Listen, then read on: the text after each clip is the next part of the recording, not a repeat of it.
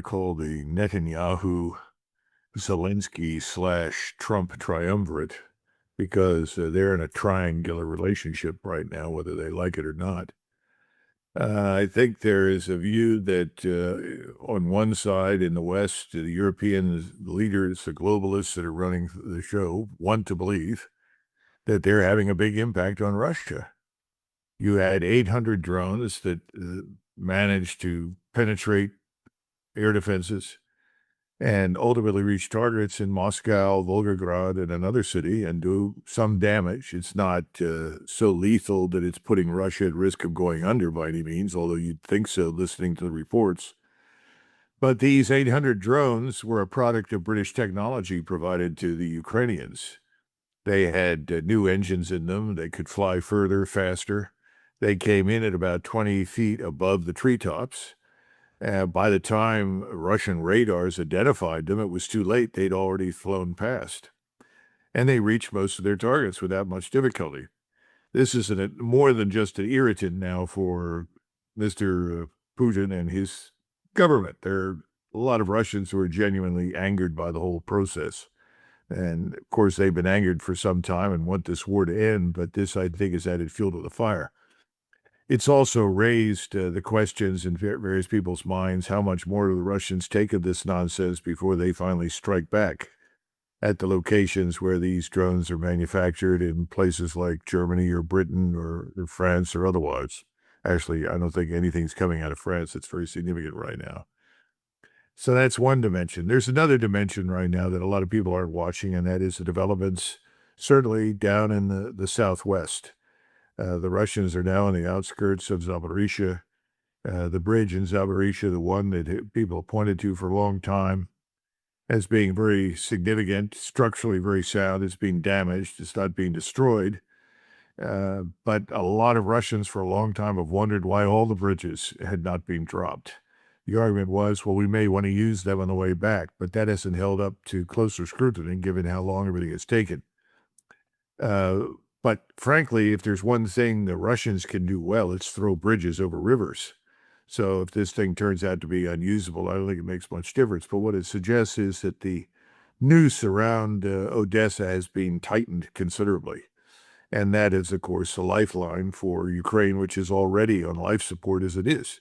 That means it's dependent entirely on everything that comes to it through Lithuania or primarily Poland.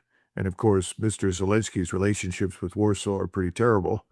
The Poles are fed up. They would like to export as many of the Ukrainians as they've got that they can.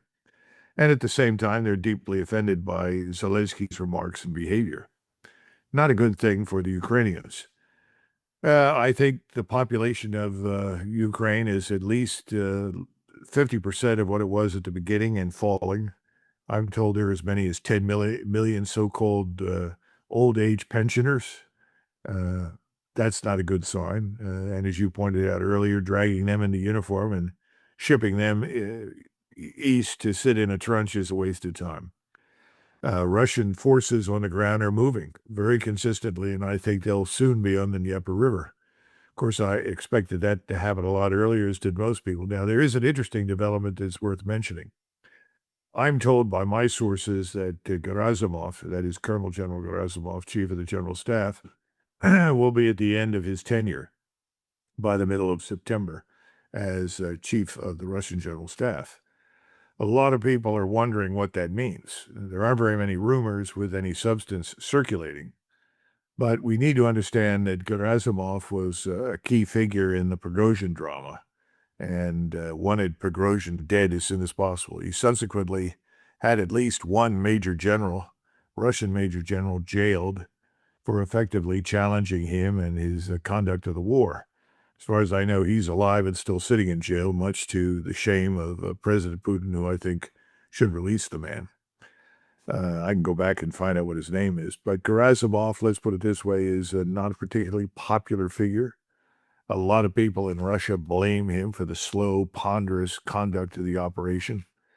But we have to keep in mind that back in 2021, he was extended for an additional 5 years as Chief of the General Staff, and he's still there, which means that whatever he's done has been comfortable with Putin's outlook.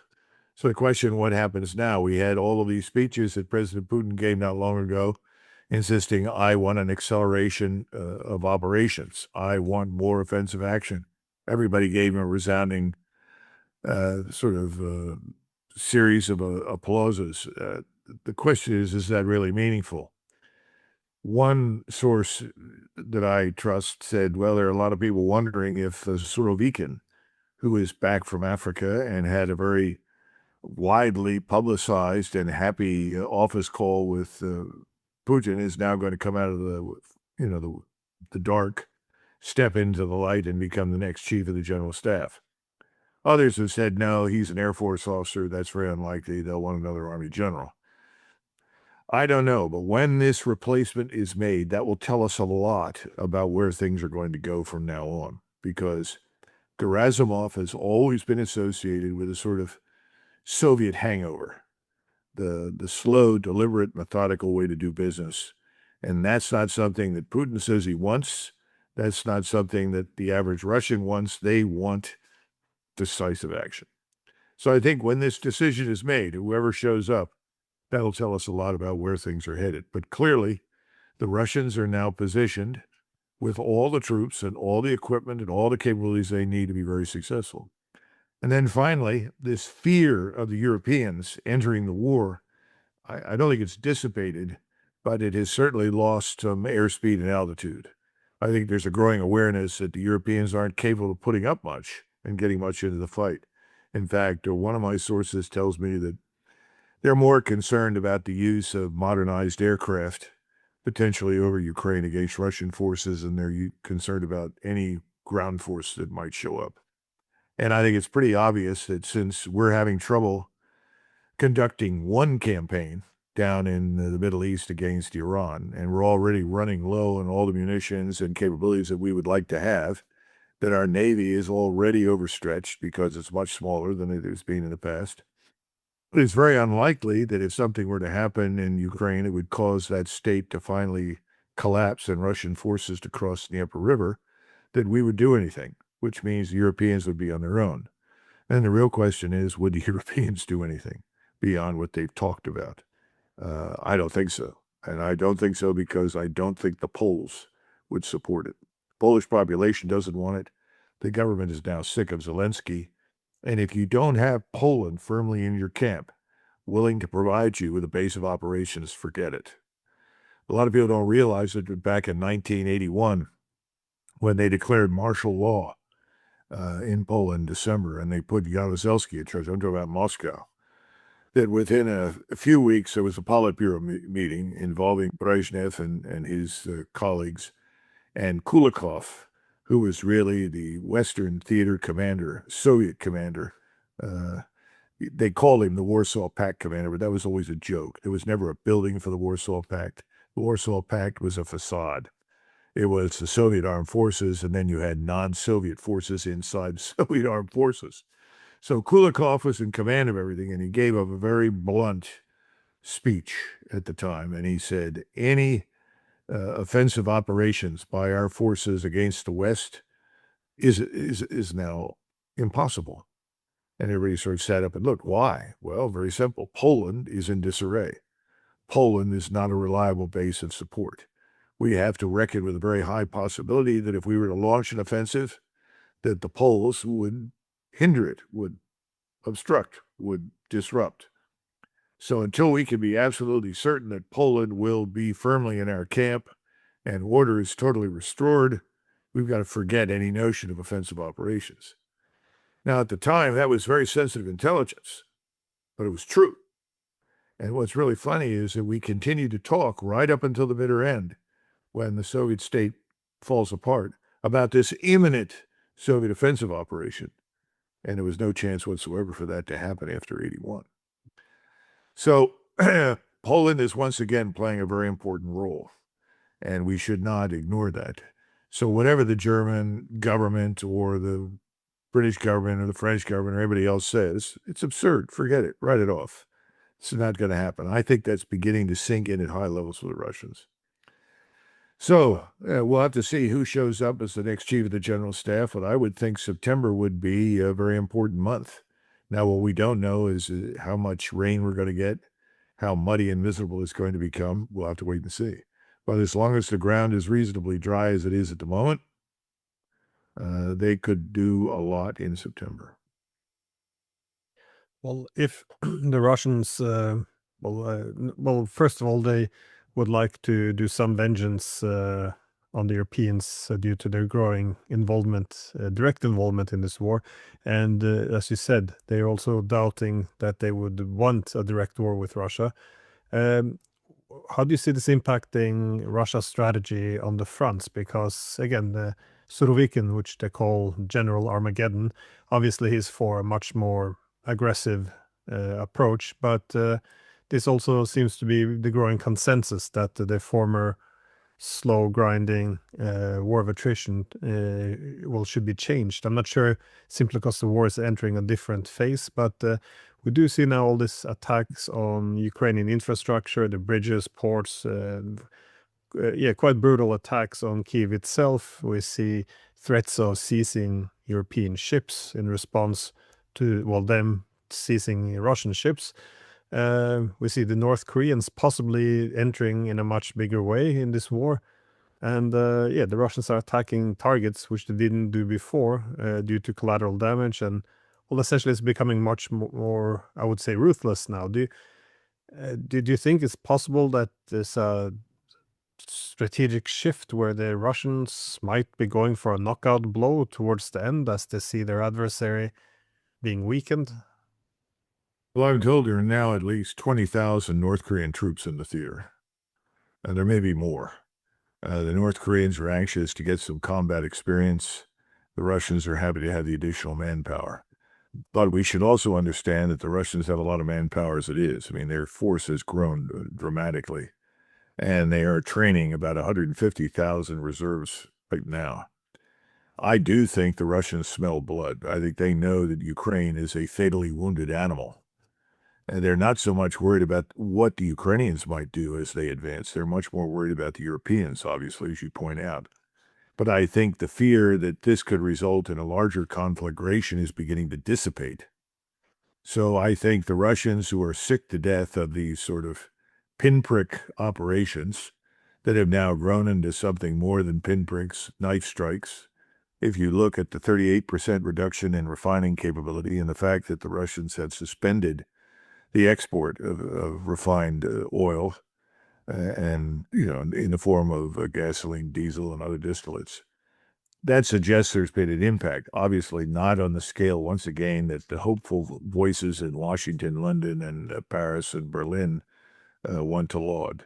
Privately, I think everybody knows it's only a matter of time until Ukraine is dead as a nation state. It's already a zombie. So the question is, what are they going to do next? How much are they willing to do? And I think we're going to find that out with Gerasimov's replacement. That's going to tell us a lot. Because I think it would be wise now if they're going to take serious action to do so. But, we don't know what else is on President Putin's mind. I would, as an American, my view would be if they do a great deal now, we cannot do much about it. And Trump knows that, I think. Has that entered into his broader strategic calculus? That I can't tell, but I think he's well aware that, we're not in a position to take on the Russian armed forces over a place like Ukraine.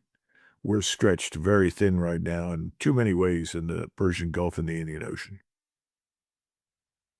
Well, even if the Russians think that NATO countries won't intervene when Ukraine finally begins to collapse, it nonetheless needs, well, it can't base its strategy on hope. It has to prepare for the possibility of war. Now, we've seen the shift in the nuclear doctrine and all, but do you see any other indications that the Russians are preparing for a possible war with NATO? Because, like, from what I hear, they're producing a lot of Oreshniks, but we're not seeing them on the front line.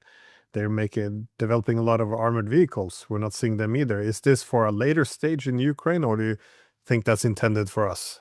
I don't think it's intended for us per se. When you say us, you're talking about NATO, I guess. But it will be ready for NATO if NATO decides to intervene. They've always held forces, large forces, well-equipped forces in reserve. I think that's more true now than in the past. I mean, why would you commit the bulk of your capability if you think there's any chance that someone from NATO could intervene? So they've always had their eyes on Moldova, on Poland, the Polish border, Lithuania, and so forth. My point is that I think increasingly they're aware that there's not a great deal that can be done.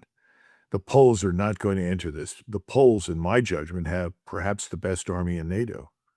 They're well-trained, well-disciplined, much better than the Western forces. And I think the Poles would fight very effectively. And the president of Poland, Nawrocki, has said, that's not going to happen on my watch. No more Polish soldiers will go into Ukraine. They've got at least 8 to 10,000 dead Polish soldiers lying in cemeteries in Poland right now. So I think it's made it very clear that's not going to happen. And again, if you don't have Poland with you, forget it.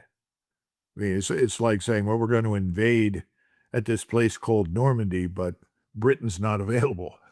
I mean, it's literally that important. So if we understand that, if the Poles are not on board, it's not going to happen. Are you going to try and do it from the Baltic littoral? Well, going into the Baltic is sort of like going into your swimming pool in the backyard. Anything you put in there could easily be detected and sunk. So I don't see that happening. I don't think the Russians see that happening. And as they become more and more convinced of this, the probability of a much more decisive operation becomes inevitable. There are also on the outskirts that have gone in and out in small numbers of Kharkov. But Kharkov is one of these places that can wait. Odessa is far more important. Now, the good news for them is that they've taken it out of the picture from a logistical sustainment standpoint. That's good. But they still want it. It's a Russian-speaking city. And that would probably destroy any hope that remains in the West of any success that Ukraine might try to achieve. Again, but you've got to move forward, your air and missile defenses. You've got to build up your capacity logistically so that you can sustain over distance.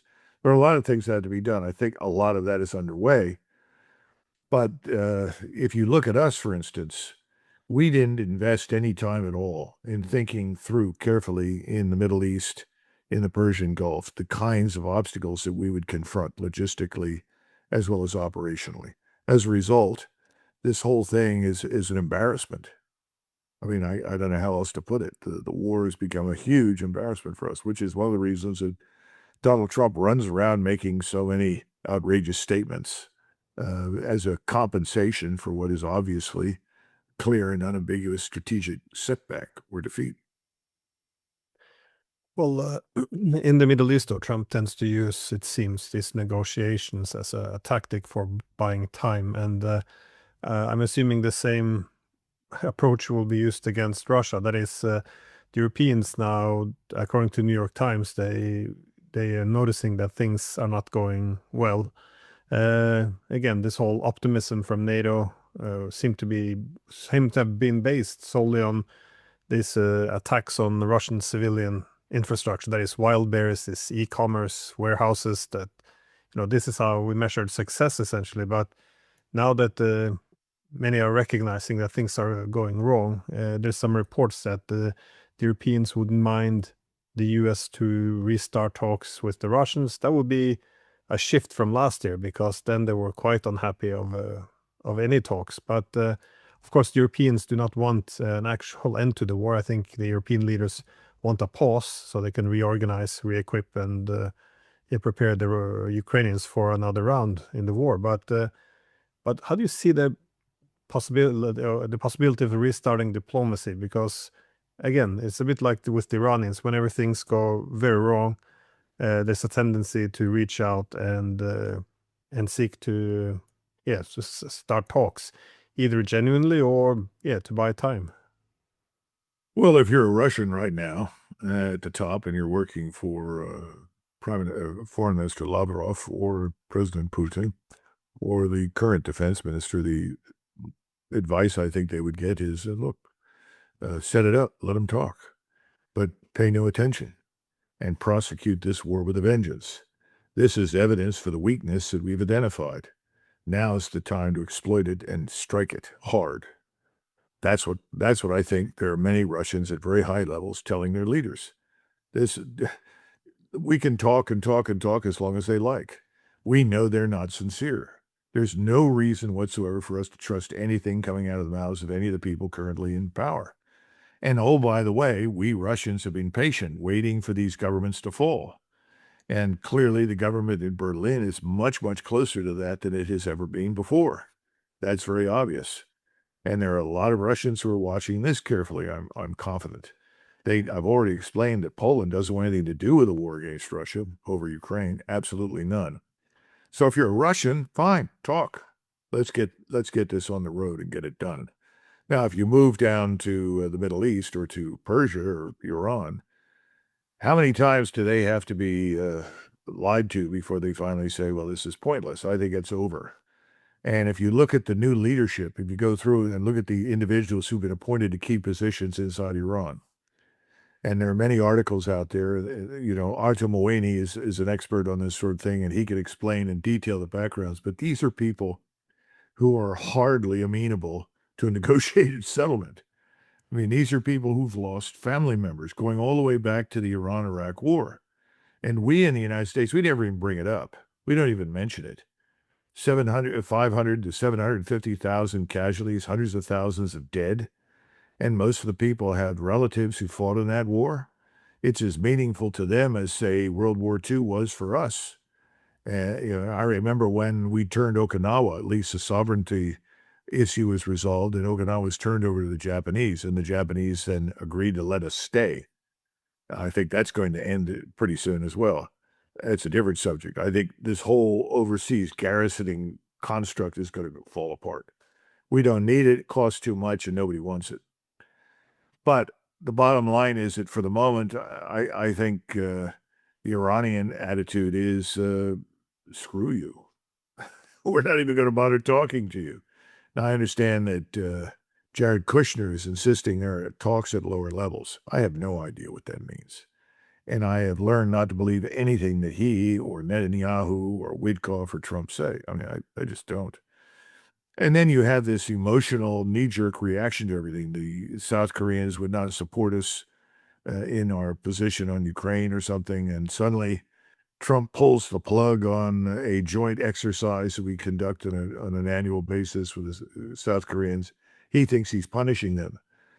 The people of South Korea would like us to get out. We've been there long enough. This government doesn't need us, doesn't want us. There is no imminent threat from North Korea because the Chinese will not tolerate it. They will not permit a war on the peninsula. And the Russians aren't going to push it because whatever happens in Asia, they will always defer to Xi, as well they should. So the bottom line is that I don't see any negotiations of any kind making any difference to anybody anymore. And I think an awful lot of that rhetoric is for consumption in the West.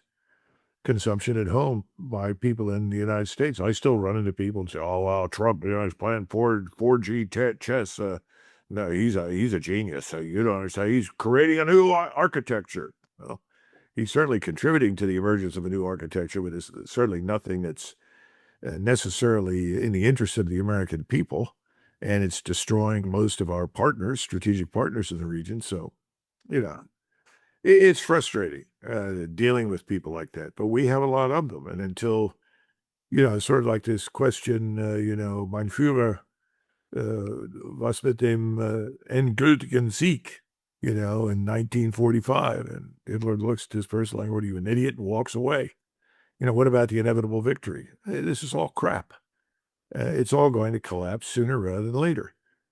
And I don't know how Donald Trump will deal with it. The smart way to deal with it is to recognize something that I hear all the time. And a friend just came back from northern New York. He was up along the border with Canada and down in Utica and Albany. He said, nobody up there even cares what happens in Iran. Nobody gives a damn. They said, what are we doing over there? They're all worried about what? Inflation, the rise in prices for everything. And that's a pretty grim outlook. If you look at the markets right now, I think we're going to go up, and there's going to be something similar to what we saw in 29, a dramatic, steep decline. And, the diesel, is really hitting Europe really hard now. I mean, I have friends in the Balkans and Hungary and Austria and Germany, and they're telling me, diesel's going through the roof. Diesel keeps everything rolling, as we know. How do you keep the things operating? How do you keep the electricity running for all the trains? And we could go on and on and on. Well, here it's not as bad as it is there, but it's getting there. And I don't see how we cope. We now have a 30-year treasury bond that's selling for over 5%. It's so like 5.2 or 5.3%, something like that. I think the 10-year treasury bond, which is the thing that everybody watches as the bellwether of real disaster, is up to 4.72 interest. Once that hits 5% interest, we're finished with this sovereign debt. We can't cope. And what's interesting is to watch the interest rates rise and the yields rise. That doesn't happen normally. It's the opposite. One goes up, the other goes down. Not a good sign. I don't think Mr. Besant can play the shell game that he's been playing too much longer before, we're in trouble, real trouble. It's interesting, though, that Besant and others, they keep discussing all these wars. So, well, Besant was quite explicit. He said that all these wars more or less had an economic function behind them. That is, we're going to have Venezuela trading in dollars. Soon the Russians will be trading in dollars. This was kind of how victory was defined. So obviously the wars which are making the economic situation much worse are also seen as a way out. If we win, then we can get all our hands on the Iranian oil. Then we can get the Russians to trade in dollars because they're almost done selling their energy in dollars now. So it's not great when you see the great powers thinking in these complete zero-sum terms where it's all or nothing. But it's a little late now to stop de-dollarization, don't you think? I mean, I don't see how you stop it. I don't see how you rescue the petrodollar from extinction. I mean, what's going to happen in the region if the Iranians carry through on what they're saying?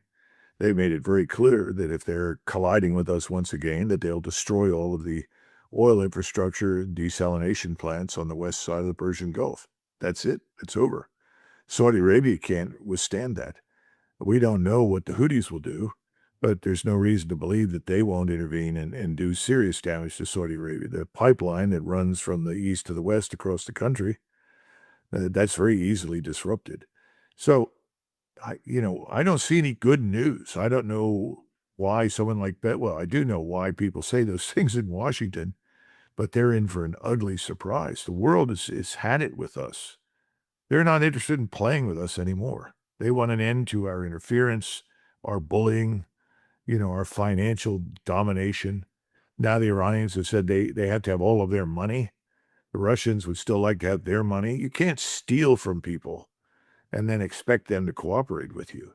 But there is this sort of delusion, that we are untouchable, and we're not untouchable.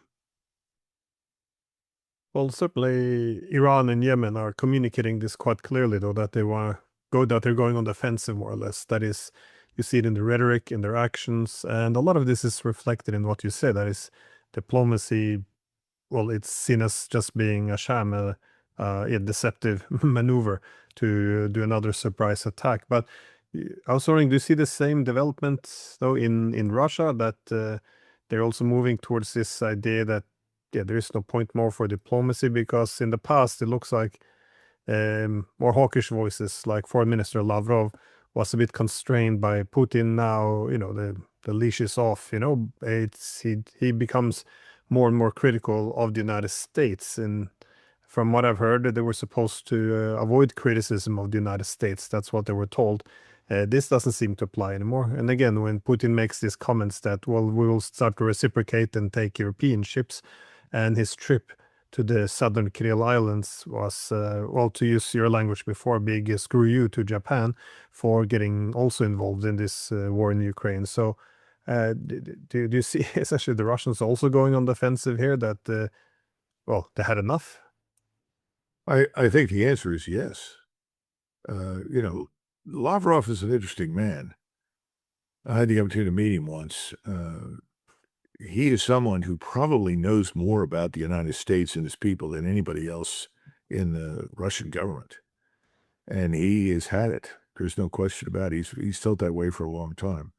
I think people are reaching the conclusion that only by striking back at us on various levels are we going to pay any attention to anything they say or do. And I think that's true, unfortunately. And if you look at our position militarily in the Persian Gulf right now, the problems that we've seen reported from the fleet, this USS Abraham Lincoln, and I don't know how much of that is true or not, but I do know that it's like hell on earth if you are stuck for 300 days practically at sea. I mean, I can't conceive anything worse than that. I've listened to people on the other service say, well, how could they complain about it? They don't understand. There's a big difference between, well, I'm here in this dump that they call Afghanistan or Iraq for another 6 months. And that's one set of problems, but there are ways that you can deal with it. Your mental health can adjust. But if you're out there day after day, month after month, and the only thing that breaks the monotony are the aircraft that periodically take off and deliver munitions somewhere. Otherwise, you're stuck. I think people are tired of it. We don't have the size of the force that we once had. And we also know that the U.S. Navy is sitting several hundred miles south in most cases. In other words, 150 to 200, 300 miles, depending upon where they are, to avoid Iranian missile capabilities, let alone unmanned systems. So it's not unreasonable for people at sea to get sick of this and disgusted. I'm sure lots of people are saying, what are we doing? And somebody says, well, we're here to run a blockade. Okay, now what? How long do you do this? Do we have enough ships? The answer is usually no. For a blockade that runs as long and as deep as we're trying to maintain, develops at least 100 ships.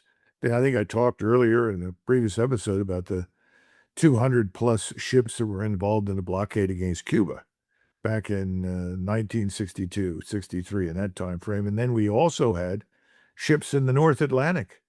They were there to essentially deal with the Soviets if they tried to violate the blockade. So we don't have that right now. And in fact, many of those ships, frequently are viewed as potential disasters waiting to happen. In many of your war games, you look at a carrier. If you lose a carrier, in other words, a carrier is damaged and put out of action, that becomes a catalyst for war on the grand scale. It's one thing to shoot down a few aircraft. It's another to shoot or sink or damage a small naval combatant. But when you start attacking aircraft carriers and inflict real damage, the question you have to ask yourselves is, do we want to put this at risk? Is it worth the risk? Now we have the F-35, the most expensive aircraft in history, the plane that ate the Pentagon, as we refer to it in Washington. That thing, you lose how many of those? What do you get back in terms of your ROI, your return on investment? There are a lot of problems with everything that we're doing. I'm sure that the admirals and the generals are aware, and I'm sure these questions come up. And again and again, I've heard people say, we're not fighting the Imperial Japanese Navy. We lost a lot of ships. We lost thousands of sailors because we were fighting the Navy. We had to drive the Imperial Japanese Navy out. We had to seize control of straits. We're not doing it. So what are we doing? I mean, these come up, and the answers they're getting from the White House and the administration are not very satisfactory. Well, how do you see my last question was about how this all might end up at the end here, because well, especially in Russia, let's say you have there's no peace agreement at all. How would that peace look like for Russia? What would a victory entail? Because one gets the impression now from rhetoric that the war objectives are expanding. And indeed, it's not just opportunism as their position is strengthening, but if there is no diplomatic agreement to put an end to the war, then territorial acquisition is a good replacement. But also, just making a larger question, same with the Iranians. You mentioned now the aircraft carriers. If the Iranians now really go on the offensive and they begin to target the aircraft carriers, How would the United States react? Because again, this is not a good end to the war. It's not as if an aircraft carrier will sink and the U.S. goes home. This is how do you think the U.S. would respond? Well, let's take one at a time. Let's go back to the Russian dilemma. If you go back to 2022 in April, when there was an agreement hammered out between the Ukrainian and Russian representatives, and subsequently they killed some of the Ukrainians who were involved with that. I mean, the Ukrainian secret police for Zelensky. Then you had brother Boris Yeltsin fly in with a message from Biden. Oh, no, no, no, no. Stay the course. You have everything with you. You're going to win. We go back to that. What were the Russians willing to accept? Well, they were willing to accept a neutral Ukraine. They were even going to leave Donetsk and Luhansk and other Russian inhabited areas in Ukrainian hands, provided the Russians were treated equally before the law and were treated as human beings. That's gone. That opportunity has vanished. So what are the Russians going to demand? I think they want this regime and all its adherents, all its proponents eliminated. Too many atrocities have been committed against Russian citizens and Russian soldiers. Things that we blamed on the Russians were done by Ukrainians. I mean, we can watch the satellite footage of bulldozers that have dug giant holes, almost looks like a small quarry, and then thousands of Ukrainian dead are bulldozed into the hole. Then it's all covered up because the Ukrainian government doesn't want people to know the level of losses. And right now, the only thing that we can depend upon as an indicator comes with the exchange of bodies, where a certain number of dead soldiers that are Ukrainians are exchanged for a certain number of Russians. And on average, if you get 20 Russian bodies, the Russians are providing 60 to 70 dead Ukrainians to get to 20 dead Russians. I mean, so the numbers of losses about which we in the West have continually lied is huge. I mean, it's beyond our imagination. There's too much blood that has been lost in this war on all sides, but particularly from the Russian standpoint. We have betrayed the Russians, we in Washington, too many times when there was no reason to do so. We have no vital strategic interest in Ukraine. None. We have never had any. We certainly wish the people well and are willing to do business with them, but whether they were neutral or they were part of the Soviet Union or whatever is irrelevant to us. We were not interested, certainly not a place that would justify American blood and treasure under any circumstance. We tended to draw that line on the Polish border. And I think that's where it still is. So the first thing to understand is this thing for the Russians is going to be what they demand. Now, why do you think publicly you've listened to President Putin talk about, well, there are large parts of Ukraine that were historically part of Poland. There are parts of Ukraine that are still occupied by hundreds of thousands of Hungarians who would like to rejoin Hungary. And there are other areas that our friends in Romania would like to have. And his view is, well, why not give it to them? And everybody says, oh, no, that's unacceptable. We don't play those games. I got news for everybody in Eastern Europe plays those games.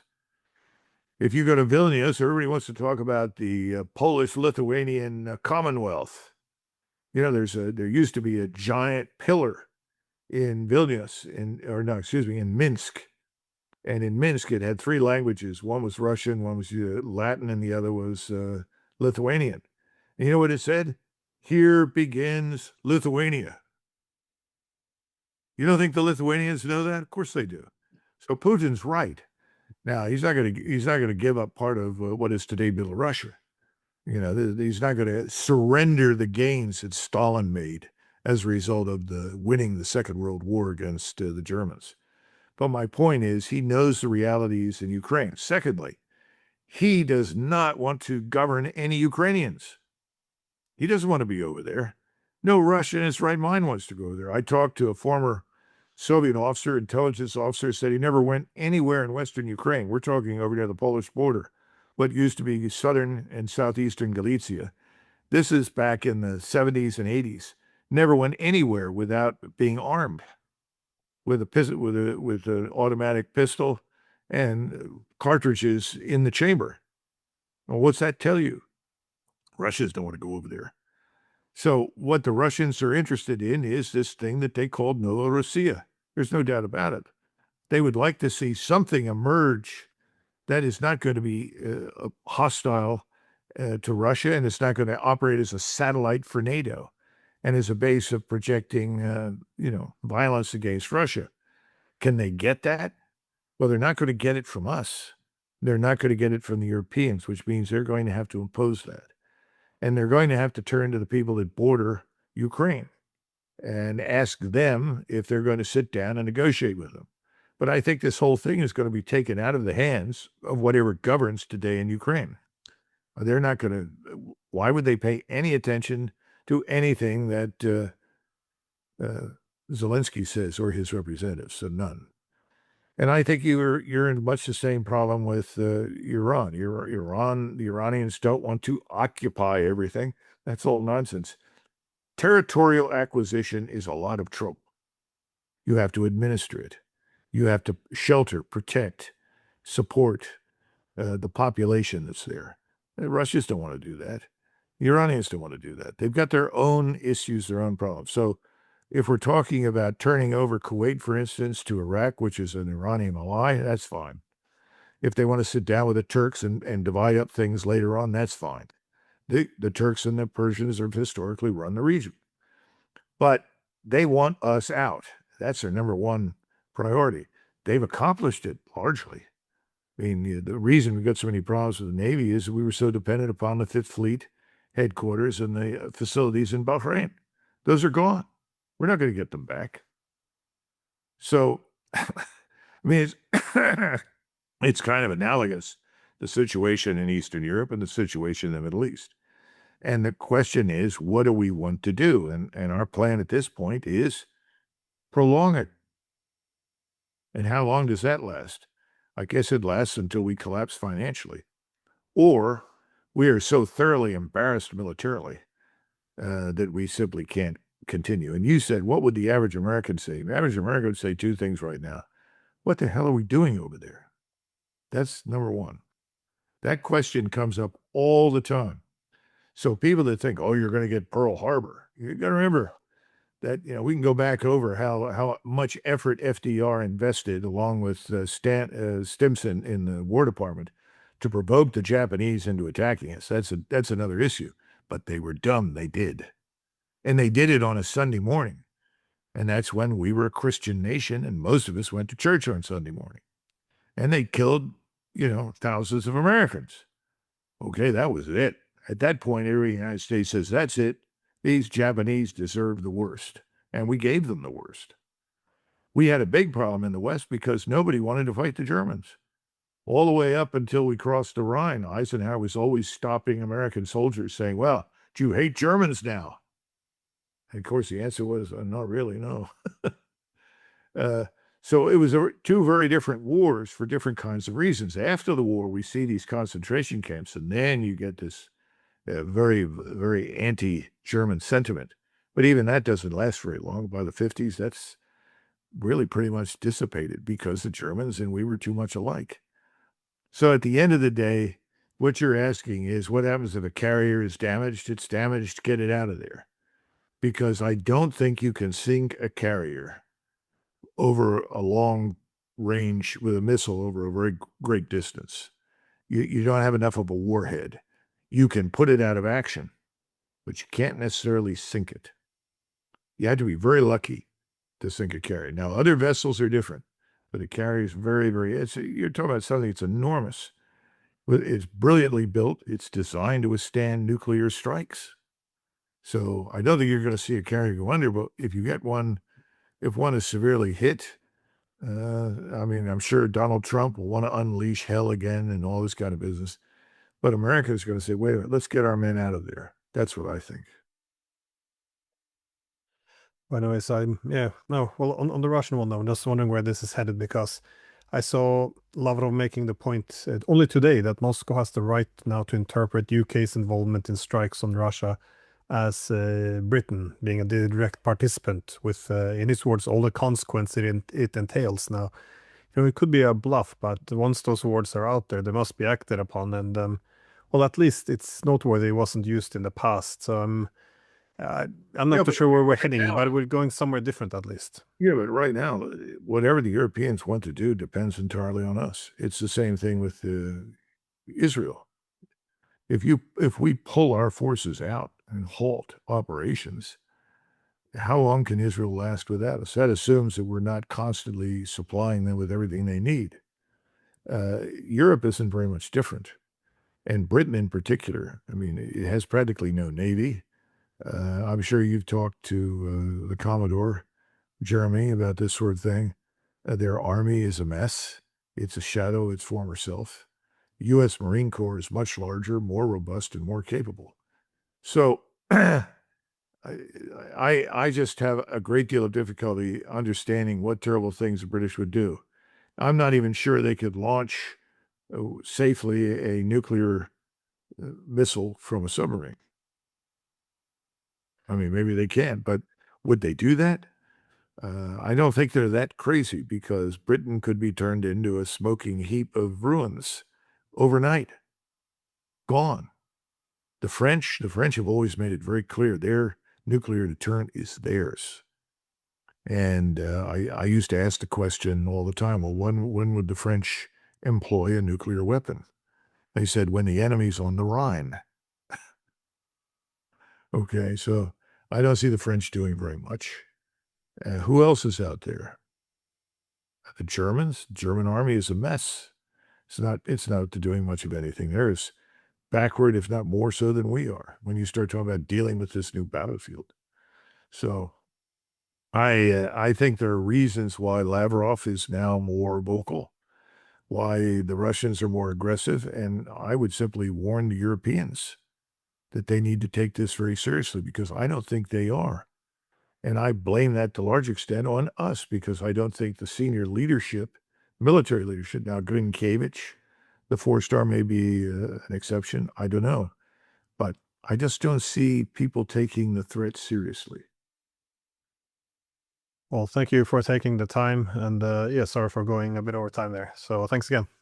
All right, Glenn, good to see you, my friend. You too.